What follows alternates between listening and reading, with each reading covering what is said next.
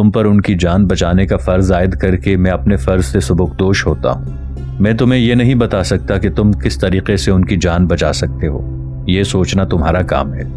मैं स्पेन के मुस्तकबिल के मुताल्लिक कुछ नहीं कहना चाहता। वक्त ने यह साबित कर दिया है कि मैंने आज तक जो कुछ सोचा और जो कुछ किया वो गलत था। मैंने अपने लिए फूल मुंतखब किए और अपनी कौम के लिए कांटे बिछाए, लेकिन मेरे हिस्से के फूल फर्डिनेंड के दामन की जीनत बन गए। मेरे हाथ और पांव कांटों से जख्मी हैं और कौम का अंजाम मुझे मालूम नहीं। मेरी सियासत खत्म हो चुकी है। मैं जिल्लत और नामुरादी की मौत मर रहा हूँ। आप मेरी खुदकुशी को काबिल नफरत समझेंगे, लेकिन मैं आज इस हकीकत को समझा हूँ कि दुनिया में इज्जत की मौत सिर्फ उन लोगों के लिए है जो इज्जत की जिंदगी का रास्ता मुंतखब करते हैं। अपनी बीवी के मुतालिक मैंने कुछ नहीं कहा। मैं उसे काबिल जिक्र नहीं समझता।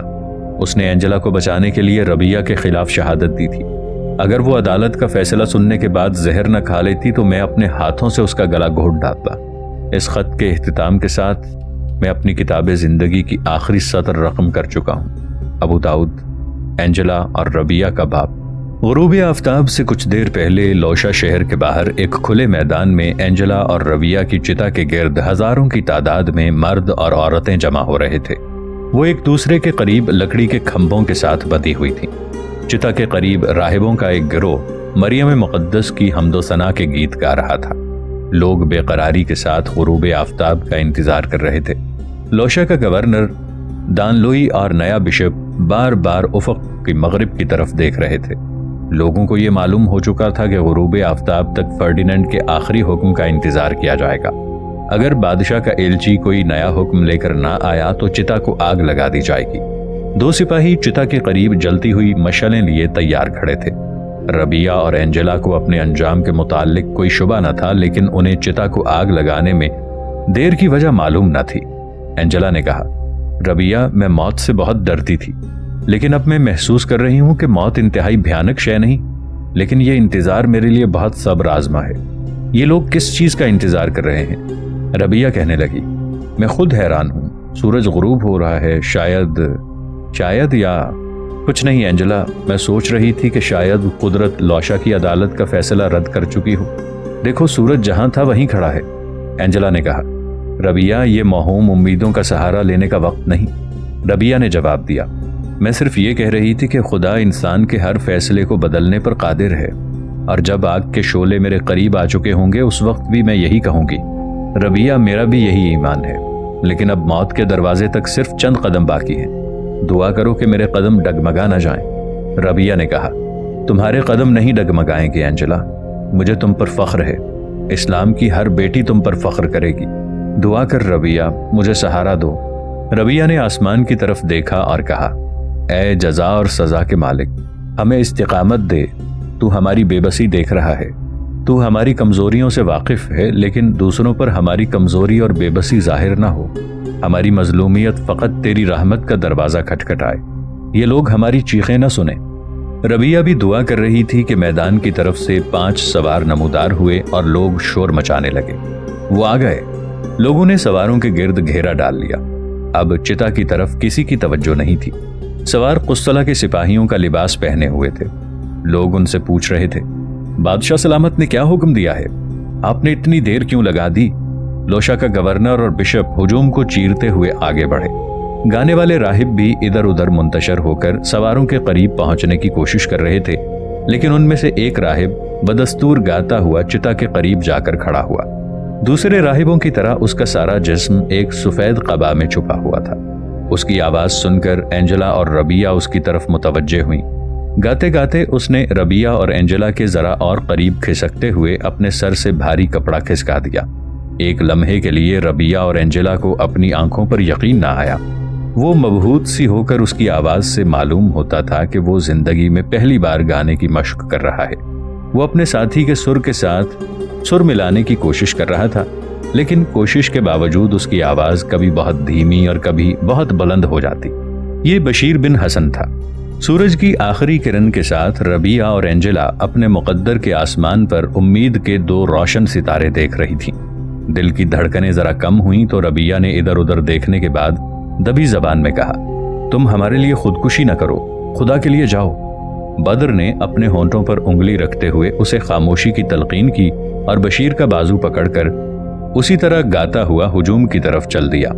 ڈان لوئی نے سواروں کے گرد شور مچانے والے لوگوں کو بڑی مشکل سے خاموش کرایا اور سواروں سے مخاطب ہو کر کہا، تم بہت دیر سے آئے ہو، ہم چتا کو آگ لگانے والے تھے، کیا حکم لائے ہو؟ ایک سوار نے کہا، ہم گورنر سے بات کرنا چاہتے ہیں۔ ڈان لوئی نے برہم ہو کر کہا، میں گورنر ہوں۔ سوار نے اطمینان سے کہا، بادشاہ سلامت نے تمہیں معزول کر دیا ہے، تھوڑی دیر میں کاؤنٹ انٹونیو شاہی فرمان لے کر یہاں پہنچ جائے گا۔ ہمیں اس نے حکم دیا ہے کہ ابو داؤد کی لڑکیوں کی سزا ملتوی کی جائے۔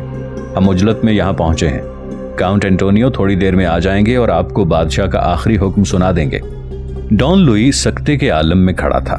لوگ مایوسی کی حالت میں کبھی گورنر اور کبھی بشپ اور کبھی ان سواروں کی طرف دیکھ رہے تھے۔ بالآخر بشپ نے کہا، بادشاہ سلامت کا تحریری حکم ہمارے پاس موجود ہے، اور وہ یہ ہے کہ اگر بادشاہ سلامت نے لوشا کی عدالت کے فیصلے میں کسی تبدیلی کی ضرورت محسوس کی تو آج کے دن غروب آفتاب سے پہلے ان کا دوسرا تحریری حکم نامہ پہنچ جائے گا، اور اگر ان کا ایلچی غروب آفتاب سے پہلے نہ پہنچے تو یہ سمجھ لیا جائے گا کہ بادشاہ سلامت عدالت کے فیصلے کے ساتھ متفق ہیں۔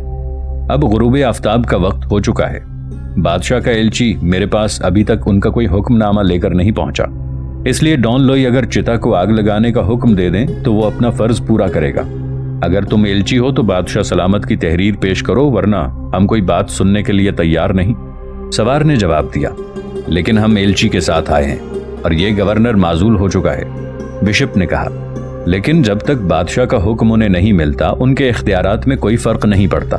اگر بادشاہ سلامت نے کاؤنٹ انٹونیو کو واقعی کوئی حکم دے کر بھیجا ہے اور وہ بر وقت یہاں نہیں پہنچ سکا تو اس کی ذمہ داری اس پر عائد ہوگی۔ ڈان لوئی اس کے لیے جواب دہ نہیں ہوگا۔ ڈان لوئی کو شام تک انتظار کرنے کی ہدایت تھی اور اب شام ہو چکی ہے۔ سوار نے جواب دیا، ہمیں اس لیے بھیجا گیا ہے کہ ان لڑکیوں کی حفاظت کریں اور ہم اپنی جان پر کھیل کر بھی فرض پورا کریں گے۔ بشپ اور گورنر پریشان ہو کر عوام کی طرف دیکھ رہے تھے۔ لوگ ان زرہ پوشوں سپاہیوں کی مداخلت پر خوش نہیں تھے۔ بعض آدمیوں نے عوام کو اشتعال دلانے کی کوشش کی، لیکن کوئی فرڈیننڈ کے سپاہیوں پر ہاتھ اٹھانے کے لیے تیار نہ ہوا۔ ناظرین، آگے بڑھنے سے پہلے کامنٹ سیکشن میں ہمیں اپنی آراء سے ضرور آگاہ کیجیے گا کہ آپ کو ہماری یہ سیریز کیسی لگ رہی ہے۔ میں ہوں طاہر عبید چودھری۔ آئندہ آنے والی اقساط سے باخبر رہنے کے لیے ہمارے چینل کو سبسکرائب کر لیں اور ساتھ موجود بیل آئیکن کو ضرور کلک کر لیں۔ شکریہ۔ عوام کی اکثریت کو مرعوب پا کر ڈان لوئی نے اپنے ساتھ ہم کلام ہونے والے سپاہی سے کہا، میں یہ نہیں جانتا کہ تم کون ہو اور تمہاری اطلاع کہاں تک صحیح ہے۔ میں تھوڑی دیر اور انتظار کروں گا، لیکن اگر تمہاری اطلاع غلط ثابت ہوئی تو تمہیں بدترین سزا کے لیے تیار رہنا چاہیے۔ کاؤنٹ انٹونیو قرطبہ کا گورنر ہے، میری سمجھ میں نہیں آتا کہ اسے یہاں کیسے بھیجا جا رہا ہے، اور میں نے وہ کون سی غلطی کی ہے جس کے باعث میں معزول کیا جا رہا ہوں؟ سوار نے جواب دیا، ممکن ہے کہ بادشاہ سلامت سے ابو داؤد نے آپ کی شکایت کی ہو۔ بہرحال تھوڑی دیر میں یہ معاملہ صاف ہو جائے گا، کاؤنٹ انٹونیو آ ہی رہا ہوگا۔ اتنی دیر ہم چتا کے گرد پہرا دیتے ہیں۔ کاؤنٹ انٹونیو نے یہ خدشہ ظاہر کیا تھا کہ لوگ اشتعال کی حالت میں قیدیوں کے ساتھ بدسلوکی نہ کریں۔ ڈان لوئی نے جواب دیا، چتا کے گرد پہرا دینے کے لیے میرے سپاہی کافی ہیں۔ سوار نے کہا، نہیں، چتا کے گرد اتنا بڑا ہجوم دیکھ کر کاؤنٹ انٹونیو پر خفا ہوگا، یہ بہتر ہوگا کہ لوگوں کو ذرا دور دور ہٹا دیا جائے۔ ڈان لوئی تند مزاج آدمی تھا، لیکن اپنی معزولی کی اطلاع کے بعد اس میں وہ پہلا سا جوش و خروش نام کو نہ تھا۔ وہ اپنے دل سے بار بار یہی سوال پوچھ رہا تھا کہ اسے معزول کیوں کیا گیا ہے، اس سے کیا خطا سرزد ہوئی ہے، اسے اپنی شاندار خدمات کا یہ صلہ دیا جا رہا ہے۔ اس کے خیال میں ملکہ ایزابیلا کی سفارش ابو داؤد کے جادو کا توڑ ہو سکتی تھی، اور وہ اڑ کر ملکہ کے پاس پہنچنا چاہتا تھا۔ جب سوار نیزے دکھا دکھا کر عوام کو چتا سے پرے ہٹانے لگے تو اس پر مزاحمت نہ کی گئی، اور گورنر کے طرز عمل میں یہ تبدیلی دیکھ کر بشپ کا غصہ بھی بہت جلد ٹھنڈا ہو چکا تھا۔ اب وہ اپنے الفاظ پر نادم تھا اور سپاہیوں کے آگے پیچھے پھر رہا تھا اور ہر ایک سے باری باری یہ کہہ رہا تھا، دیکھیے، اگر آپ کاؤنٹ انٹونیو کا تحریری حکم نامہ لے آتے تو یہ باتیں نہ ہوتی۔ بہرحال وہ آ ہی رہے ہوں گے۔ آپ انہیں کتنی دور چھوڑائے تھے؟ کافی دیر ہو گئی، اب تو چاند بھی غروب ہو رہا ہے، وہ کہیں راستہ نہ بھول گئے ہوں۔ ادھر ڈان لوئی اب خود ڈانٹ ڈپٹ کر کے لوگوں کو پیچھے ہٹا رہا تھا۔ چوتھی رات کا چاند اپنی منزل کا مختصر سا فاصلہ ختم کر رہا تھا اور رفتہ رفتہ رات کی تاریکی بڑھ رہی تھی۔ बदर बिन मुगीरा और बशीर बिन हसन राहिबों के लिबास में चिता के गिर्द चक्कर लगा रहे थे। शहर का कोतवाल भी बड़ी होशियारी के साथ चिता के गिर्द चक्कर लगा रहा था। बदर ने बशीर से कहा, तुम इसकी तरफ अपनी तवज्जो मबजूल रखो, ये होशियार आदमी मालूम होता है। बशीर ने आगे बढ़कर कोतवाल से कहा, ये कितने अफसोस की बात है कि आज तक कलीसा की किसी अदालत के अहकाम की इतनी तौहीन नहीं हुई। मशल बरदारों को सवार चिता से काफी दूर हटा चुके थे, इसलिए कोतवाल अपने मुखातिब को अच्छी तरह से देख ना सका। उसने सवाल किया, आप कौन हैं? बशीर ने संभल कर जवाब दिया, मैं तुलैतला की खानका का राहिब हूँ। आप यहाँ कैसे आए? मैं अशबेलिया जा रहा था, ये तमाशा देखकर यहाँ रुक गया। मैं तबीब भी हूँ, अशबेलिया के बिशप ने मुझे इलाज के लिए बुलाया है। मैं आपसे ये पूछना चाहता हूँ कि अगर बादशाह ने हुक्म दिया है तो इतने संगीन जुर्म के मुतालिक कलीसा की अदालत अपना फैसला वापस ले लेगी? कोतवाल ने जवाब दिया, कलीसा को अपना फैसला वापस लेने की जरूरत नहीं, बादशाह अपने हुक्म से ये फैसला मनसूख कर देगा। ये कलीसा की तौहीन होगी। बादशाह कलीसा के मफाद को हमसे बेहतर जानते हैं। जब बशीर बिन हसन कोतवाल के साथ बातें कर रहा था, बदर बिन मुगीरा ने अकब से रबिया के करीब पहुंचकर उसके हाथों और पांव की रस्सियां काटते हुए आहिस्ता से कहा, रबिया, घोड़े पर सवारी कर सकोगी? रबिया ने रस्सियों से आजाद होते ही जवाब देने की बजाय उसकी तरफ मुड़कर देखा। बदर ने कहा, अभी नहीं रबिया, थोड़ी देर इसी तरह खड़ी रहो। रबिया उसी तरह खंबे के साथ लगकर खड़ी हो गई। बदर ने फिर कहा, तुम्हें आज सारी रात सफर करना पड़ेगा, तुम घोड़े पर सवारी कर सकोगी ना? रबिया ने धड़कते हुए दिल को काबू में लाने की कोशिश करते हुए कहा, आपके साथ? बदर ने जवाब दिया, हाँ, मेरे साथ। आपके साथ सफर करते हुए मैं रास्ते की तवालत की शिकायत नहीं करूंगी। एंजेला भी घोड़े की सवारी जानती है ना? एंजेला मुझसे बेहतर सवार है। बहुत अच्छा, तुम तैयार रहो। इसके बाद बदर ने एंजेला के करीब पहुंचकर उसकी रस्सियां काट डाली और एक सवार के करीब पहुंचकर उससे कहा, जल्दी करो, मुझे अपनी कमंद उतार दो। सवार ने जीन के साथ बंधी हुई कमंद उतार दी और लोगों की सारी तवज्जो दूसरी तरफ मबजूल हो गई। बशीर बिन हसन ने इधर उधर की बातों से कोतवाल की तवज्जो अभी तक अपनी तरफ मबजूल कर रखी थी, लेकिन घोड़ों की टाप सुनने के बाद कोतवाल ने कहा, मुकद्दस बाप, शायद वो आ रहे हैं, मुझे माफ कीजिए, लेकिन कल जाने से पहले मुझे जरूर मिलिए। बशीर के जवाब का इंतजार किए बगैर कोतवाल भागता हुआ आगे बढ़ा। बिशप और गवर्नर दोनों अब एक सवार से बातें कर रहे थे। गवर्नर कह रहा था, मुझे तो ऐसे मालूम होता है कि काउंट एंटोनियो के साथ कोई फौज आ रही है। सवार ने जवाब दिया, उसके साथ कोई 50 आदमी होंगे। बिशप ने कहा, मैं इतने आदमी साथ लाने की वजह नहीं समझता। बदर बिन मुगीरा ने आगे बढ़कर कहा, इसकी वजह मैं आपको समझाता हूं, आइए मेरे साथ। बिशप ने परेशान होकर कहा, तुम कौन हो? बदर ने कहा, आप मुझे नहीं जानते। बिशप ने कहा, तारीकी में मैं तुम्हें अच्छी तरह देख नहीं सकता और तुम्हारी आवाज भी मेरे लिए अजनबी है। बदर ने कहा, मुकद्दस बाप, पहले मैं आपसे एक जरूरी बात कर लूं, फिर आपको कोई सवाल पूछने की जरूरत नहीं रहेगी। बिशप ने कहा, लेकिन वो कौन सी बात है जो तुम गवर्नर डॉन लोई के सामने नहीं करना चाहते? बदर ने जवाब दिया, इनसे मैं बाद में माजरत कर लूंगा, आप आए, मैं अलहदगी में आपसे एक बहुत जरूरी बात करना चाहता हूँ। बदर ने बिशप का बाजू पकड़ लिया और वो तजब्जुब और परेशानी की हालत में उसके साथ चल दिया। चंद कदम के फासले पर बशीर खड़ा था। बदर को देखकर वो करीब आ गया। बिशप ने कहा, वो लोग आ रहे हैं, जल्दी कहो क्या कहना चाहते हो और मेरा बाजू छोड़ दो। बदर ने उसका बाजू अपने हाथ की आहनी गिरफ्त में भेंचते हुए कहा, खामोश रहो। एक लम्हे के लिए बिशप के औसान खता हो गए।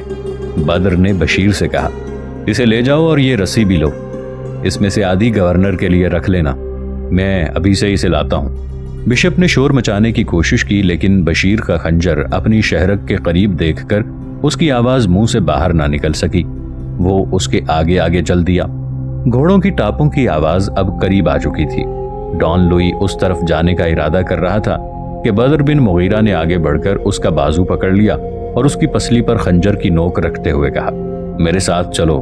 अगर बोलने की कोशिश की तो बदर बिन मुगीरा ने अपना फिक्रा पूरा करने की बजाय खंजर को जरा दबा दिया और डॉन लुई बेबस होकर उसके साथ साथ चल दिया। सवार अब कोतवाल के सिपाहियों को भी चिता से काफी दूर रखने की कोशिश कर रहे थे। वो चिता के गिर्द ज्यादा तेजी के साथ चक्कर लगा रहे थे और कोतवाल के सिपाही भागते हुए घोड़ों की जद से बचने के लिए पीछे हट रहे थे। बदर ने रबिया को एक तरफ हटाते हुए उसकी जगह गवर्नर को लकड़ी के खंबे के साथ जकड़ दिया। اتنی دیر میں بشیر بن حسن بشپ کو اینجلا کی جگہ باندھ چکا تھا۔ دوسری طرف 50 سواروں نے ہجوم کے قریب پہنچتے ہی نعرہ تکبیر بلند کیا اور ہجوم کو اپنے نیزوں کے الٹے سروں سے ہانکنا شروع کر دیا۔ لوگ نہایت بدحواسی میں چیختے چلاتے ایک دوسرے پر گرنے لگے۔